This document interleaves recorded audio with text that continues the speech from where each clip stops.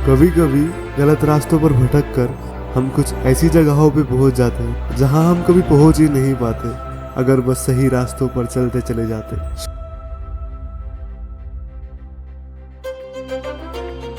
Short में अगर कहूँ तो बिना गुम हुए कुछ नया ढूंढा ही नहीं जा सकता। मतलब अभी लग रहा है कि मैं सच में बहुत दूर आ गया। वीडियो एंड तक देखना, समझ आएगा मैं ऐसा क्यों बोल रहा हूँ।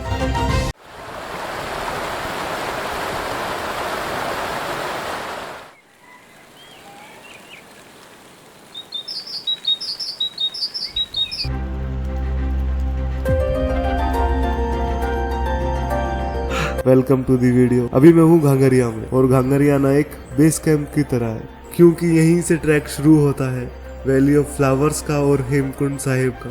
तो बेसिकली यहाँ तुम्हें 3 रातें निकालनी होगी। बताता हूँ क्यों, पहले उठ जाता हूँ।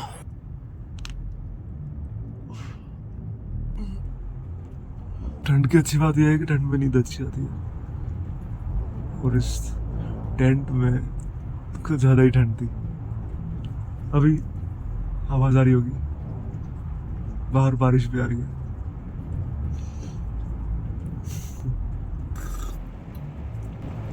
हाँ, तो मैं कह रहा था कि घांगरिया तुम्हें 3 दिन रुकना पड़ेगा। बताता हूँ क्यों, पर पहले बताता हूँ कि घांगरिया पहुँचे कैसे। तो घांगरिया पहुँचने के लिए तुम्हें पहले तो दिल्ली से ऋषिकेश आना है।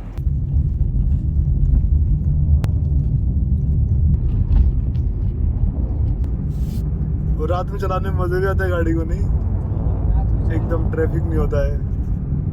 रात में सिर्फ ये ट्रक वाले चल रहे हैं ना, इनसे खाली बच के रहना। हाँ, और ये ऋषिकेश के लिए भी कार वार नहीं जाती क्या, सीधी कैब बुक करके जाते हैं, शेयरिंग नहीं आती? शेयरिंग वाले सिस्टम नहीं जाते।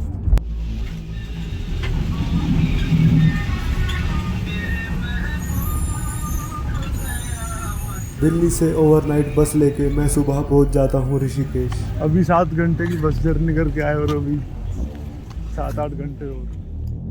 देन ऋषिकेश से तुम्हें बस लेनी है बद्रीनाथ वाली और तुम्हें उतरना है गोविंद घाट पर, जो कि 800 रुपये लेगी। अगर तुम्हारे पास अच्छे खासे पैसे हैं तो तुम अपनी टैक्सी से आ सकते हो।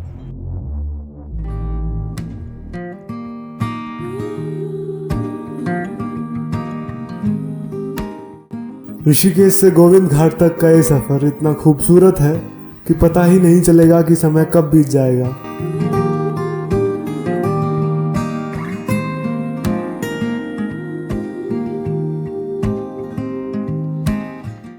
पर कभी कभी लगेगा कि बस अब हो गया।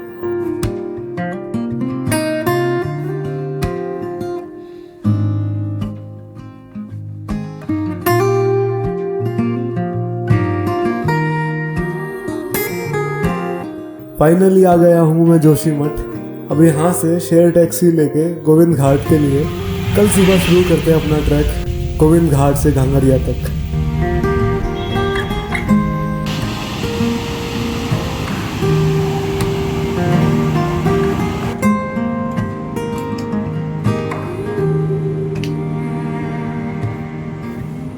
आज हमारे ट्रैक का डे 1 है और हम चलो चलते हैं।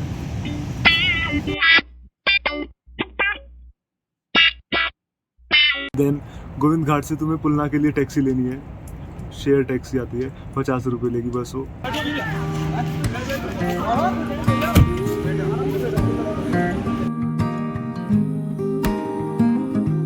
अच्छा, एक इंटरेस्टिंग बात बताता हूँ। फर्क नहीं पड़ता यहाँ घांगरिया तक तुम कैसे आए हो, भले ही बस से या फिर कार से या फिर किसी कैब से, पर यहाँ से आगे तुम्हें शेयर टैक्सी में ही जाना पड़ेगा क्योंकि ऊपर पुलना में पार्किंग स्पेस की कमी की वजह से पर्सनल व्हीकल्स अलाउ नहीं है और पुलना ही वो एंड पॉइंट है जहाँ तक गाड़ियाँ जा सकती है। इसके बाद तुम्हें पुलना से घांगरिया के लिए ट्रैक करना है, जो कि 9 किलोमीटर का है,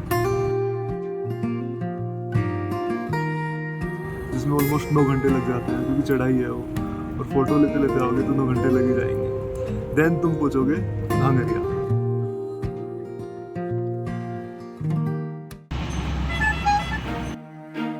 शुरुआत में ही ऐसा व्यू देख के दिल खुश हो गया था कि अब आएगा मजा।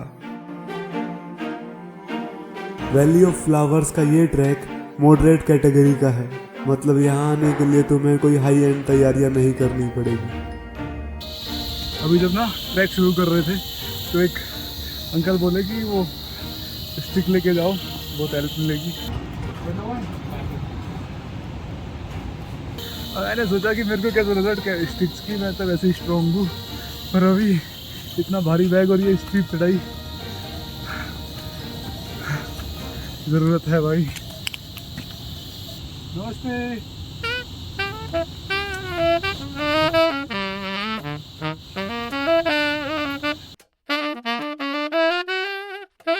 भाई जी अभी ना मैं ऊपर चढ़ रहा था और अभी 2-3 सिख फाजी ऊपर से नीचे आ रहे थे, तो मेरी हालत में तरस खा के उन्होंने मुझे डंडा दे दिया। सब कुछ भूल जाता हूँ मैं यार, कुछ याद नहीं रहता है मुझे। बहुत बहुत धन्यवाद।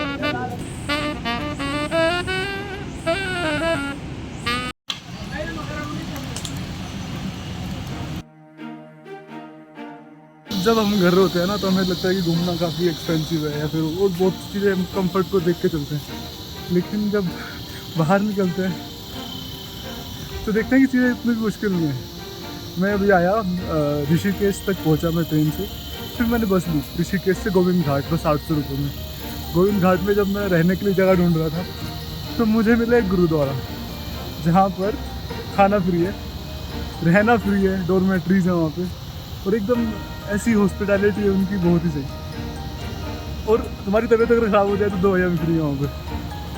बताओ, सुबह 7 बजे निकले थे हम, अभी 12:30 बजे कंटिन्यू चल रहे हैं, थोड़ा थोड़ा रुक के चल रहे हैं, पर अभी 4 किलोमीटर मतलब 4 घंटे का ट्रैक हो रहा है।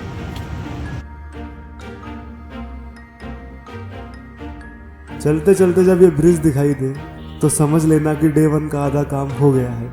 इसी ब्रिज के पास बसा है गांव भ्यूंदार, जिसके नाम से ही ये वैली जानी जाती है, भ्यूंदार वैली।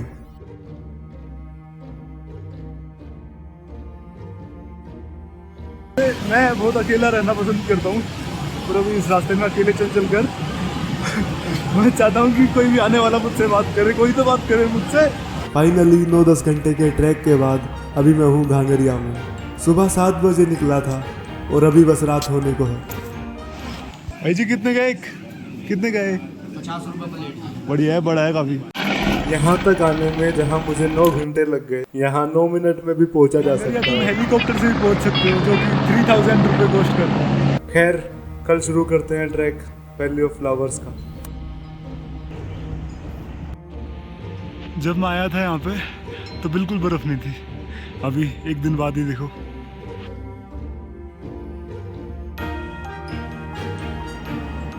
डेढ़ 2 बजे आपने ट्रैक बैक कर देना, ठीक है? 4:30 तक यहाँ पे पहुँचना है।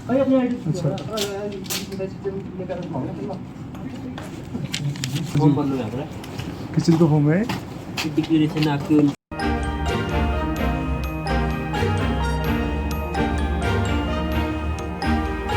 वैली ऑफ फ्लावर्स में आपका स्वागत है। मैं बियर गिल्स। ट्रैक के शुरुआत में ही वेलकम होता है इन सनफ्लावर्स जैसे दिखने वाले फूलों से, पर मुझे पता है ये सनफ्लावर तो नहीं है, क्योंकि यहाँ इतनी तरह के फूल हैं और मेरा कोई इंटरेस्ट भी नहीं है कि मैं सबके बारे में जानूं। पर कोई तो था जिसका इतना इंटरेस्ट था कि उन्होंने यहाँ के फ्लावर्स की स्टडी करते करते अपनी जान दे दी थी। वैली ऑफ फ्लावर्स विजिट करने का सबसे बेस्ट टाइम होता है जब मानसून अपने पीक पर हो, और उसी समय पहाड़ों पर लैंडस्लाइड का खतरा भी पीक पर होता है। अजीब विडंबना है। तो हुआ कुछ यूं था कि एक बार फ्रैंक स्मिथ और उनके साथी किसी ट्रैक से डिसेंड कर रहे थे और वो अपना रास्ता भटक गए और यहाँ पे पहुंचे। और फ्रैंक स्मिथ को वैली ऑफ फ्लावर्स इतना पसंद आया कि उन्होंने अपने एक्सपीरियंस के बारे में पूरी किताब लिख दी।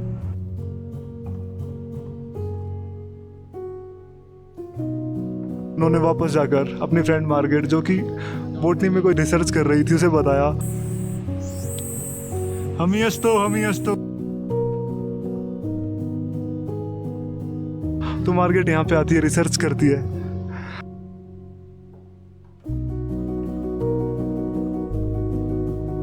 और एक दिन रिसर्च करते करते उनका पैर यहाँ से फिसला और वो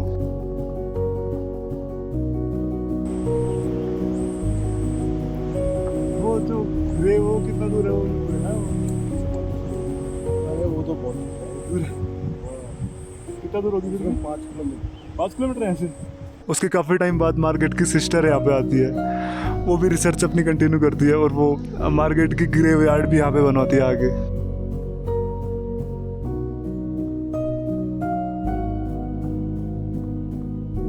वैली ऑफ फ्लावर्स ना एक सपने की तरह है, जैसे सपना आता है ना थोड़ी देर के लिए, बाकी फिर भूल जाते हैं हम, वैसे ही यहाँ के जो फूल हैं वो बस कुछ टाइम के लिए ही खिलते हैं, उसके बाद वो फिर मतलब ख़त्म हो जाते हैं।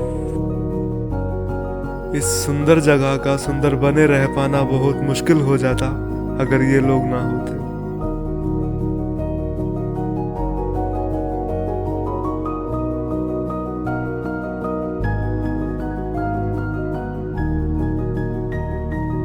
अगर स्वर्ग जैसी कोई चीज होती होगी तो वो ऐसी ही दिखती होगी।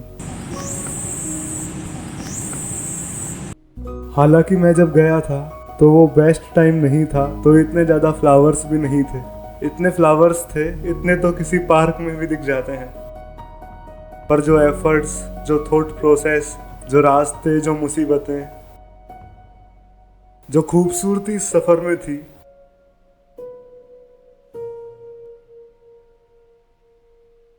वो इसको खूबसूरत बनाती है। तीर्थ इसलिए ही तीर्थ होता है क्योंकि वहां तक जाने में समय लगता है, एफर्ट्स लगते हैं। शायद इसीलिए ही कुछ मंदिर ऊंचाई पे बनाए जाते हैं, ताकि चढ़ते चढ़ते हम समझ पाए कि सब कुछ प्रोसेस में ही है। भाई जी यहाँ पे सबसे मुश्किल पार्ट कौन सा है? सबसे मुश्किल पार्ट जो है तो मुश्किल खत्म हो गया।